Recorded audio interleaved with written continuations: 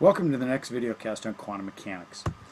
Quantum mechanics is the mathematical result of knowing that small pieces of matter, like electrons, act both as waves and particles at the same time.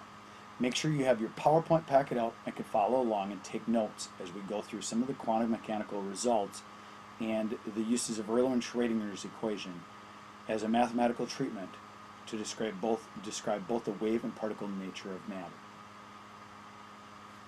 This picture shows a graphical representation of one of the results of Schrödinger's equation.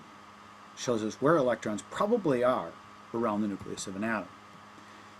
This statistical treatment, or mathematical treatment, of the wave-particle duality of nature is known as quantum mechanics. The wave equation is designated with a lowercase Greek letter, and the square of this wave equation gives us a probability density map where an electron has a certain statistical likelihood of being at any given instant in time. We can say that an electron is somewhere inside of this sphere. And if you remember from last video cast, this sphere would actually be called an s orbital. Solving the wave equation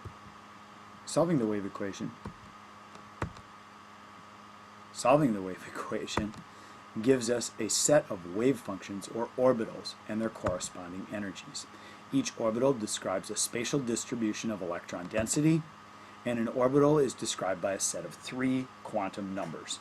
And we're going to go through those three quantum numbers now in the next few slides. The first one is called the principal quantum number and is symbolized by the letter n. It describes the energy level in which the orbital resides. The value of n are integers from 0 up to a whole bunch, and they have to be 1, 2, 3 whole numbers, and they tell us the distance that an electron is away from the nucleus. The second one, called the Azimuthal quantum number, symbolized by the letter L, defines the shape of the orbital, and it has allowable energy levels ranging from 0 up to n-1. We use letter designations to communicate the different values of L and therefore the shapes of different types of orbitals.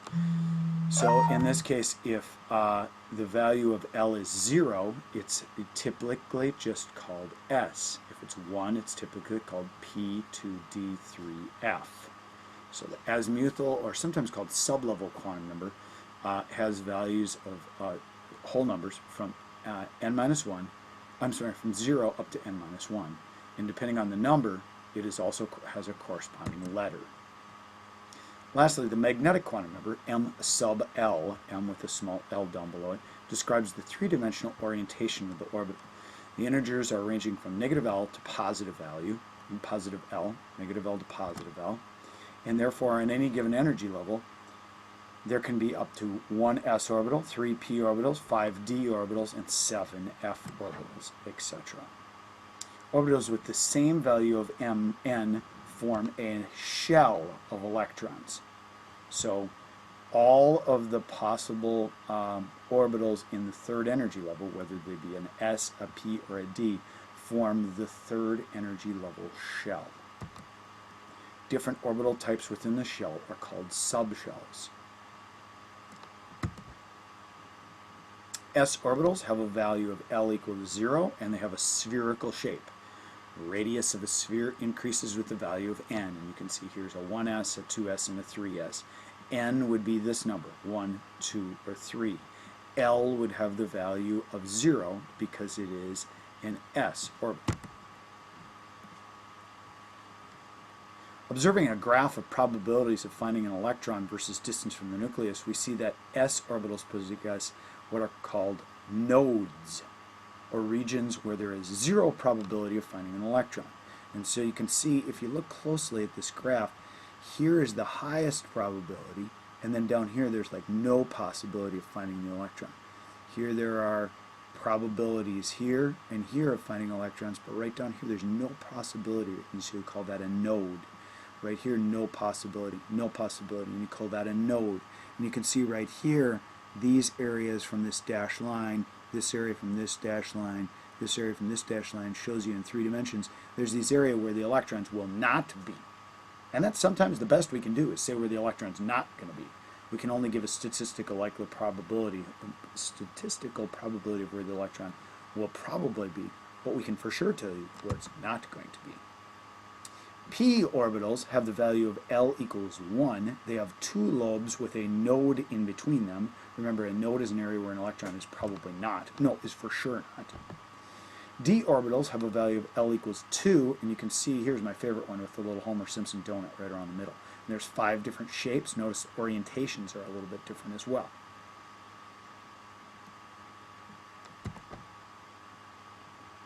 For a 1-electron hydrogen atom, orbitals on the same energy level have the same energy. And so you can see here the S and the P orbitals right here have the same energy. The S, P, and D would have the same energy. And this is for a 1-electron hydrogen atom. And remember how we talked about, yeah, if it's only got 1 electron, why would it have a second and a third orbital and things like that? Because remember, the electron can move to these various orbitals, even though it won't have an electron in every single one. The fancy name for saying that they have the same energy is that the energy levels are degenerate. Degenerate means same energy. You might want to write that on your slide. Degenerate means that they have the same energy. As the number of electrons increases, though, so does the repulsion between them. Therefore, in many electron atoms, orbitals on the same energy level are no longer degenerate. In other words, they have different energy levels and different amounts of energy. You can see the 2s has a little bit less energy than the 2p. The 3s has a little bit less energy than the 3p. And you'll notice something strange here. Notice how the 4s energy level, number 4 right here, is below the 3d energy level. We'll see that that becomes very important when we're describing where the electrons are around the nucleus of an atom using something called electron configuration. Well, 3 quantum numbers wasn't enough. 3 quantum numbers wasn't enough. And so along in the 1920s, a 4th quantum number was discovered. A 4th quantum number was determined, I should say. And it was found that no 2 electrons in the same orbital can have exactly the same energy. And so the spin quantum number, symbolized by an M with a small letter s right here, describes its magnetic field, which affects its energy. And so you can have what's called a clockwise spin and a counterclockwise spin. And this, coupled with the other 3 quantum numbers, will allow every single electron inside an atom to have a specific, individualized set of quantum numbers. This led to a 4th quantum number, the spin quantum number, symbolized by M sub s. The spin quantum number has only 2 possible allowed values, positive 1/2 and negative 1/2. It's the easiest one to know because it can only have 2 possible things.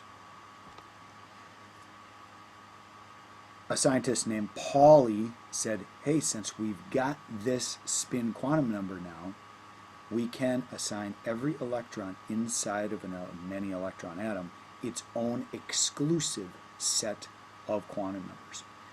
And therefore, no 2 electrons in the same atom can have exactly the same identical set of quantum numbers. Everyone has its own unique set of 4 quantum numbers that describes probably where that electron is. We're going to pause here and we'll come back to talk more about electron configurations after the next video cast, and we'll use this as a springboard to say, now that we know there are 4 quantum numbers, we can identify where electrons are around the nucleus of an atom by signifying or identifying each electron with a specific arrangement called electron configuration notation. So good luck on your quantum numbers, and watch the next video cast to find out how they're used.